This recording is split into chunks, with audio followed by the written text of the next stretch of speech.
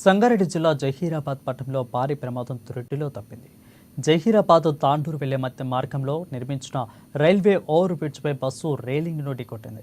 ఇక ఈ శివాలయం నుంచి జాతీయ రహదారి వైపు వస్తున్న పిరమిల్ కంపెనీకి చెందిన కార్మికుల బస్సు బ్రిడ్జ్ పైకి చేరుకోగానే స్టీరింగ్ రాడ్డు దెబ్బతినడంతో బస్సు రైలింగ్ను ఢీకొట్టింది. ఇక రైలింగ్ గట్టిగా ఉండడంతో బస్సు ఒక చక్రం అదుపు తప్పి కిందకు వేలాడుతూ కనిపించింది. అయితే అదృష్టవశాత్తు బస్సు పడిపోలేదు.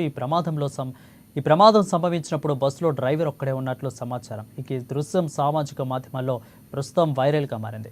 డ్రైవర్ అప్రమత్తతోనే ప్రమాదం తప్పిందని అభిప్రాయం వ్యక్తం చేస్తున్నారు.